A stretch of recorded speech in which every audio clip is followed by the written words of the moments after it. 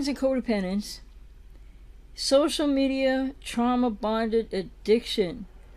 So, what am I talking about here? Social media, it's playing a huge role, and it's adding to what is already a trauma bond and an addiction.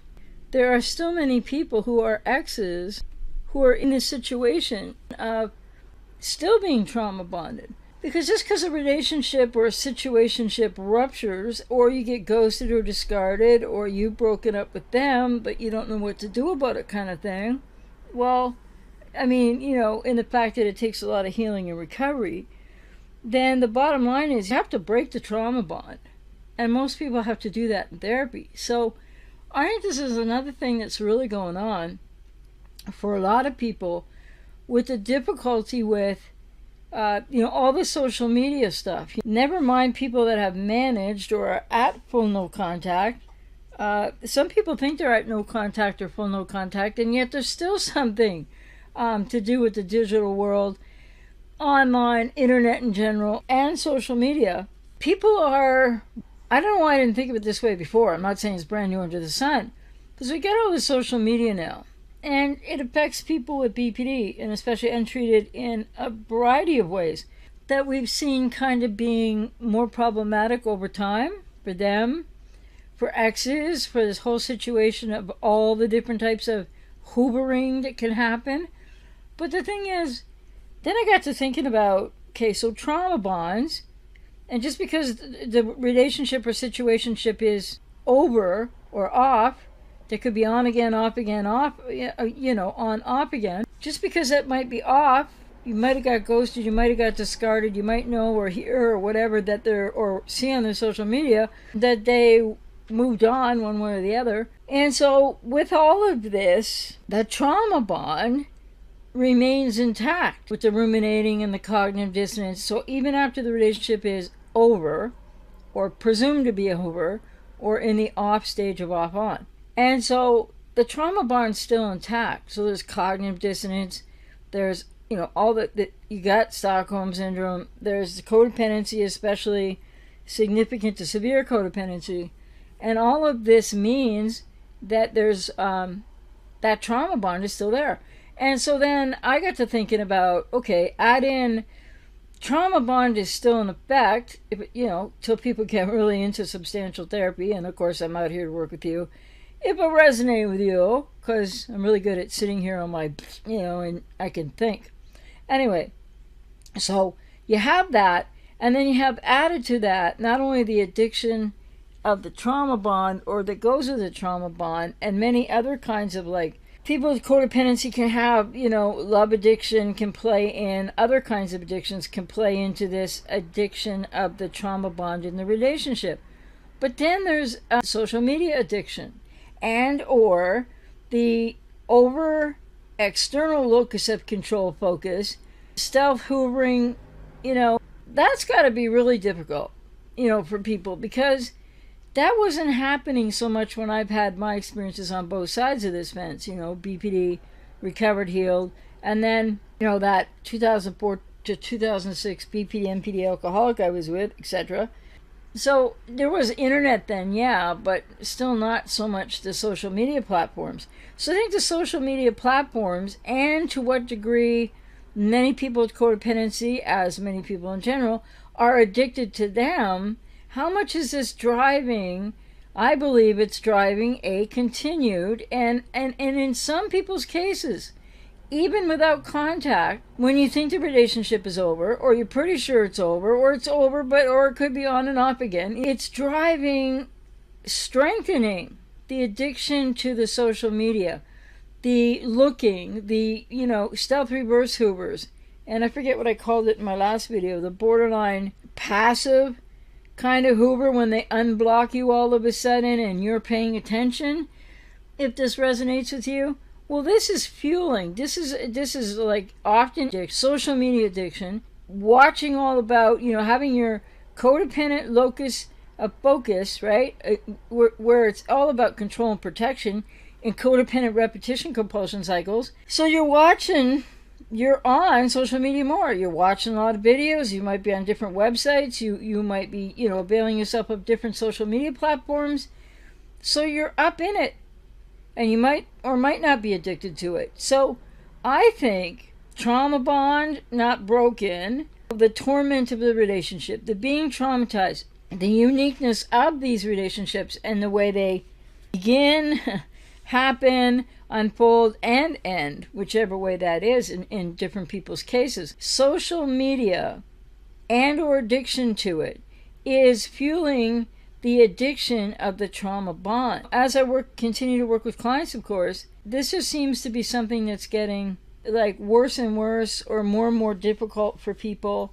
That isn't about necessarily the, unblocking suddenly on social media.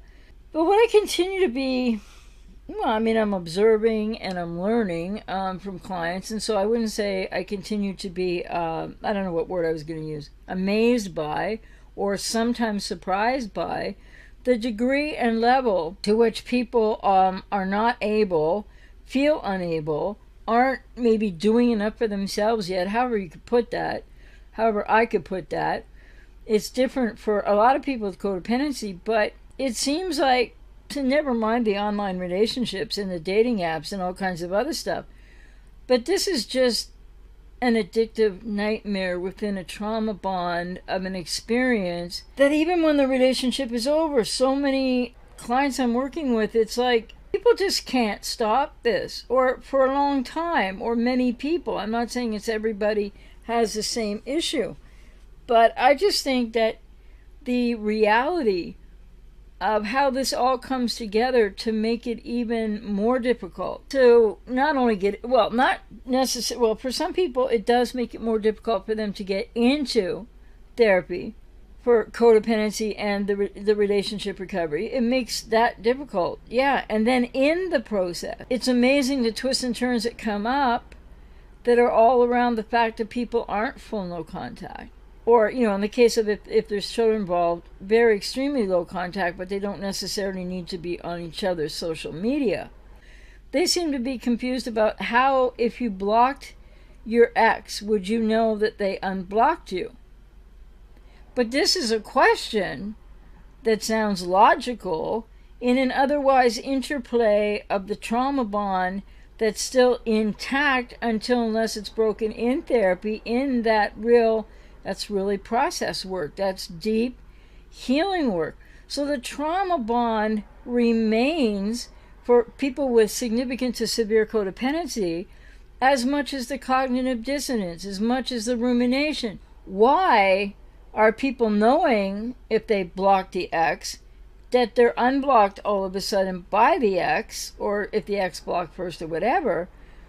I just think it goes to how much social media there is now. Because, I'm hearing things here and there from clients and on a couple live streams where I haven't even, they're talking about, I'm assuming they're talking about apps and other kinds of, quote, social media, unquote, that they're using and that they communicate through and that they can see each other through. Because everything now is set up that way, right?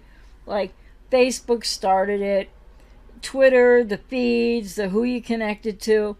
So I think often people just, if they get it, a lot of people don't get to blocking. The ex you might sort of, but to get to blocking everything. Of course, email is part of this too, but I'm focused more on social media. Because it just makes sense, and not something that's new to me, but that I haven't articulated this way before, is that just because a relationship is over, and for some people, a year, 2, 3, 4, even 10 years later, guess what's still happening? No, that's not all about social media, but it might play a part. What still is true for a lot of people after these relationships, even years later, is they're still trauma bonded. And so, that's something I've recognized in client work, etc. But just by reading comments to the channel and things of that nature, I just never thought of articulating it in such an obvious, straightforward way. So I just think this is part of the living nightmare of having been in a cluster B relationship, having codependency, and more to the point, that the social media, the trauma bond, the addiction, how the trauma bond and the addiction, if you're addicted to social media, if you're not addicted to social media, you might really be kind of really having a lot of your locus of focus and control needs and all kinds of things wrapped up in still being trauma bonded in their social media. And I know that lots of people are not feeling it possible at all to go no contact. The trauma bonded nature between borderlines and codependence, the trauma bond, and then fueled by social media, and the trauma bond is sort of like an addiction to the relationship. Not sort of, it is. And then with other forms of addiction that can go with that, including love addiction and codependency, essentially being in love with being in love, and or needing a relationship, lack of self-love, but the addiction factor in social media. So people can't, it's not like they can, people firstly can't often turn off the BPD videos at all. Maybe they try for a time, they come back. I mean, when people really get through this, maybe they can, and they do. But the other aspect of it all is that people are watching all these videos on BPD or whatever, okay, and they might be on other forums, etc., and they might be using other forms of social media, and they're trying to learn, and all that is, you know, what people feel they need to do, and then they overdo it. Lots of people way overdo it. And all that's doing is feeding, strengthening, not helping you to break the trauma bond, fueling the trauma bond, strengthening the addiction. And if people have social media addiction as well, I think this might be a way more central, difficult aspect for people than the cognitive dissonance. Because this trauma bonded reality that until you do the work in therapy to break the trauma bond, I think that's what keeps people on social media. People are on social media to try to learn more about BPD, etc. So I mean, and the accessibility, I mean, come on, right? And then it's got to be almost next to impossible when the trauma, you're in a trauma bonded, addicted situation from the relationship, whether it's on, off, or more or less over. So there's that to begin with, that strengthens the codependent repetition compulsion patterns. And in there is where people are gonna, probably motivated more by this trauma bond that's still intact, get into all the social media stuff. But with the social media aspect of when they unblock you, or like your ex has left an avenue open, and what's that about? And yeah, it is this coded kind of like not taking any responsibility on the person with BPD's part that says, yeah, maybe why don't you contact me? But you could contact them to get rejected again, ghosted again, blocked again, like that. Or it could go somewhere else, but this is not in people's best interest, right? What's more hoovering and problems like I'm talking about here equated with social media and the internet in general. What is happening with some people with BPD whose behavior untreated is getting worse and worse? Influence of social media. And probably the same thing for codependents and that are stuck in what they're stuck in. In this arena with the trauma bond and the addiction and the addiction to social media and or the trauma bond, with trauma bond might be all that many people with severe codependency know, by the way. This inability or difficulty or need to learn, which can only be learned in therapy, how to really focus on oneself in a healthy way with codependency, because some people with codependency have never really they didn't get the proper focus from a parent and all that they needed, and then they were always pursuing a parent or parents for their needs, and or they were parentified. People with codependency in this trauma bond, even after the relationship, with the addiction factors of that, and then add on social media, either a lot of usage and or becomes an addiction of sorts as well, or an addiction. People can't stop watching the cluster B videos, and they're not going to go watch a self-care video because their focus is totally on their trauma, the trauma bond, and what they're addicted to, which is likely at this, in many people's, at this point in many people's lives, They're addicted to the borderline, and they're addicted in that trauma bond, but not understanding or realizing that the trauma bond is multi-layered and it doesn't just belong to the cluster B. But what happens for so many people with codependency, which is significant to severe, is that they don't really realize. I've had so many people tell me this that I work with clients over the years.